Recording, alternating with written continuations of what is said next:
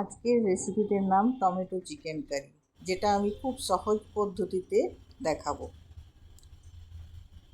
সেজন্যে গ্যাসে কড়াই চাপিয়ে তাতে তেল দিয়ে আদা রসুনকে ভেজে নেবো প্রথমে, এবং পেঁয়াজ আর সবুজ লঙ্কা সেটাকেও ভেজে নেব। এবার 7-8টা টমেটোকে কুচি করে সেটাকে ভালো করে ফ্রাই করে নেব। এবার নুন দেবো 1 চামচ,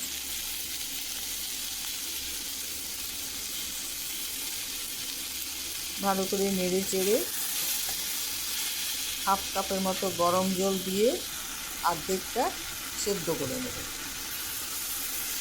সেদ্ধ হয়ে গেলে এটাকে আমি মিক্সিতে পেস্ট বানিয়ে নেব।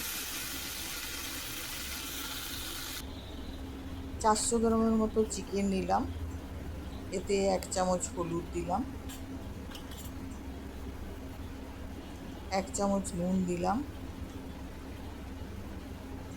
2 চামচ দই দিলাম,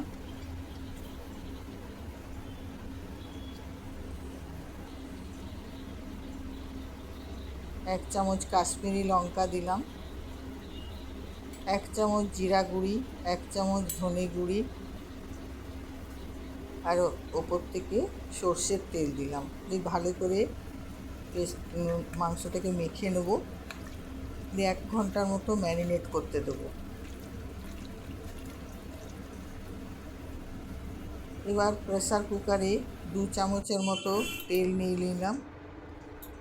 তেল নেওয়ার পরে আমি গোলমরিচ, জিরা, দারচিনি এবং কালো এলাচ দিয়ে দিলাম তেলের উপর।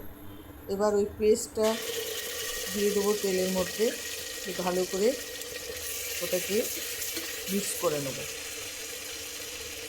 মিক্স হয়ে গেলে ওপর থেকে কাশ্মীরি লঙ্কা দেবো 1 চামচ, 1 চামচ নুন দেব। এবার লিডটা লাগিয়ে এটাতে 1-2টো সিটি দেবো। হয়ে গেলে লিডটা খুলে ম্যারিনেট করা চিকেনটা দিয়ে দেবো।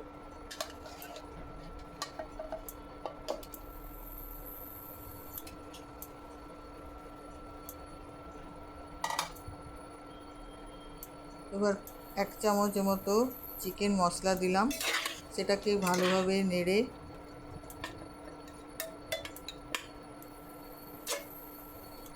হাফ কাপ গরম জল দেব।